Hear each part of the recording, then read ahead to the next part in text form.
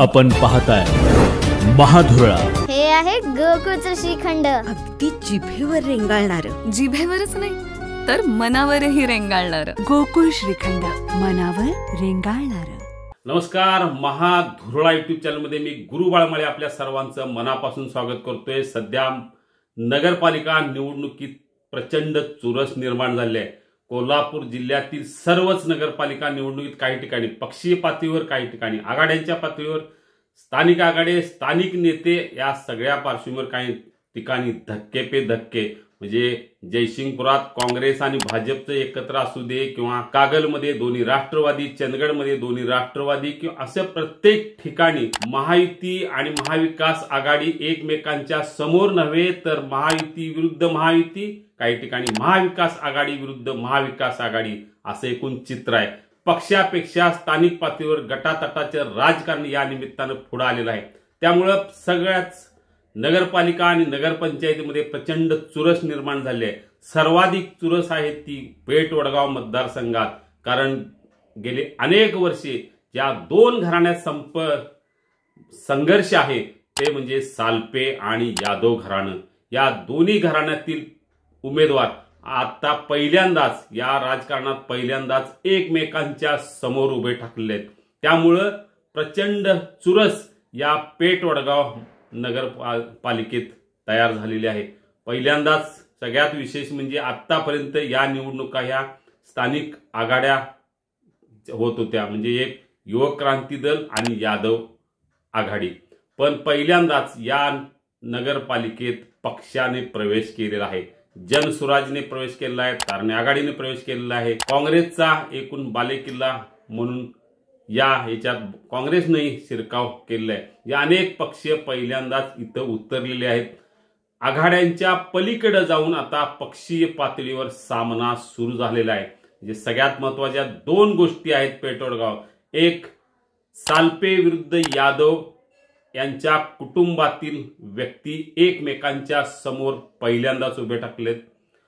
दुसरा आहे पक्षीय पातळीवर फारशा निवडणुका याच्यात नगरपालिकेत झाल्या नव्हत्या, त्या पहिल्यांदाच पक्षी पातळीवर आलेल्या आहेत आणि अनेक पक्षांचा सहभाग आहे। तिसरा आहे अनेकांच्या कुटुंबातच लढत आहे, म्हणजे प्रभाग 5 असू दे, प्रभाग 10 असू दे, सासू विरुद्ध सून असू दे किंवा अन्य कोणी, म्हणजे कुटुंबातच पहिल्यांदाच इथं ईर्ष्या आणि चुरस निर्माण झाले। या सगळ्या पार्श्वभूमीवर आपण आज पाहणार आहोत पेठ वडगाव मतदारसंघाचं, पेठ वडगाव नगरपालिकेतलं एकूण राजकारण। आपल्याला अशाच सगळ्या नगरपालिकांची माहिती हवी असेल, कोल्हापूरच नव्हे तर महाराष्ट्रातील राजकीय घडामोडी आणि त्यांचं विश्लेषण हवं असेल तर आत्ताच सबस्क्राईब करा महाधुरळा यूट्यूब चॅनल। आपण अजूनही जर केलं नसेल तर आत्ताच लगेच करा, महाधुरळा यूट्यूब चॅनल हे सबस्क्राईब करा। आता मूळ विषयाकडे वळूया। पेठ वडगाव मतदारसंघ, दोन उमेदवार, दुरंगी लढत, सविता शिवाजीराव सालपे विरोधात विद्याताई यादव पोळ। विद्याताई पोळ म्हणजे विजयसिंह यादव यांच्या कन्या आणि सविता सालपे म्हणजे शिवाजीराव सालपे यांच्या पत्नी, म्हणजे दोघांची टक्कर जोरात आहे। दोघेही नगराध्यक्ष होण्यासाठी आता झुंज या दोघांची आहे। अनेक पक्ष रिंगणात आहेत, अनेक नेते रिंगणात आहेत, अनेक अपक्ष रिंगणात आहेत, पण खरी लढत आहे या दोघांच्यातच, सविता सालपे विरुद्ध विद्याताई पोळ यांच्यात आहे खरी। सगळ्यात महत्त्वाचं म्हणजे इथं ताराणी आणि जनसुराज्य एक झाले आहेत।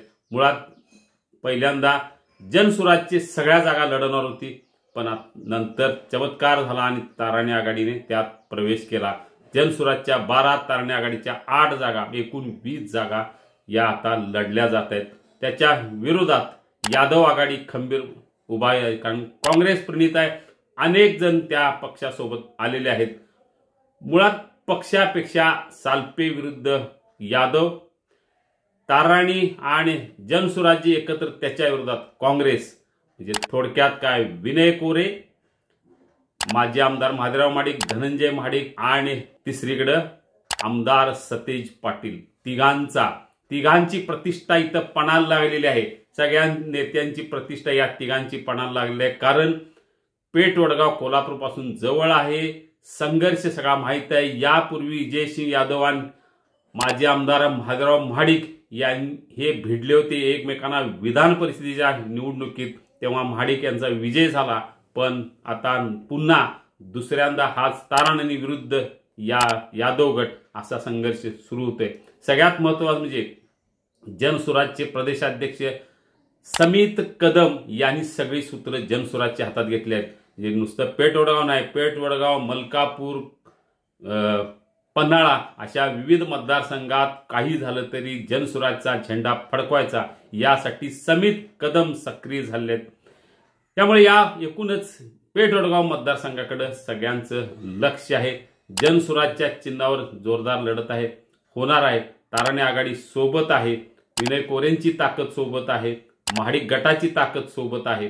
त्यामुळे या ताकदीच्या जोरावर सविता सालपे या नगराध्यक्षपदासाठी आणि या नगरपालिकेत सत्ता मिळवण्यासाठी सज्ज झाले आहेत. दुसरीकडे काँग्रेसची ताकद आणि काही पक्षाची ताकद आणि विद्याताई पोळ यांची ताकद या ताकदीच्या जोरावर नगराध्यक्षपद स्वतःकडे घेण्यासाठी विद्याताई पोळ आणि काँग्रेस प्रणित म्हणजे यादव आघाडीची सत्ता आणण्यासाठी त्या सगळ्या जोरदार शक्तीप्रदर्शन झालेलं आहे.